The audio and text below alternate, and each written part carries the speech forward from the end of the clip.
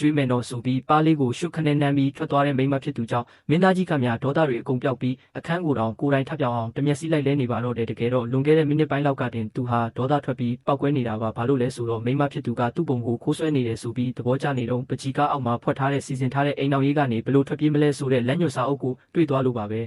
မိမဖြစ်သူကလည်းလက်ပူးလက်ကျက်မိသွားတော့ပြရခတ်ပြီးစာအုပ်ကိုအတင်းလူယူပြီးတော့မှအခြေအနေကိုအနမ်းလေးတစ်ပွင့်နဲ့အမြန်ထိန်ချုပ်လိုက်ရတာပါမင်းသားကြီးဒေါသထွက်တာဒါပထမဆုံးတော့မဟုတ်ပါဘူးအရင်ရက်ကလည်းသူ့မိမကသူ့ရဲ့အချစ်ဆုံးတငယ်ချင်းနဲ့ပခုံးဖက်ပြီးရင်းရင်းနှီးနှီးနေနေတာကိုမြင်သွားလို့တဝင်တိုးပြီးသူ့တငယ်ချင်းကိုအခန်းထဲဝင်ကအားရပါရအခမဲ့မှာဆက်ဝင်လုပ်ပေးခဲ့ပါသေးတယ်တငယ်ချင်းကိုကောင်းကောင်းကြီးပညာပေးပြီးမှအိမ်ပြန်လာပြီးမိမကိုအေးအေးဆေးဆေးထိုင်ဆောင်နေခဲ့တာပါအခုလိုအိမ်မှုကိစ္စတွေပါကူလုပ်ပေးနေတဲ့မင်းသားကိုကြည့်ပြီးအဆောင်တွေကတော့မျက်လုံးပြူးနေကြပါတယ်အရင်ကဆိုရင်သူ့ကိုနည်းနည်းလေးဒေါသထွက်အောင်လုံးမိတာနဲ့နောက်ဘဝကိုအလဲလွတ်တက်တဲ့အာနာရှင်ကြီးလေအခုတော့မိမဖြစ်သူရဲ့လက်ထဲမှာကြောင်ပေါက်လေးလိုရင်ပါနေပါပြီမိမလားလားလေးတွေရဲ့ပြူစာမှုကတကယ်ကိုကြောက်စရာကောင်းပါတယ်ဆိုတာဒီမင်းသားကြီးကပဲတက်တည်ပြနေပါတော့တယ်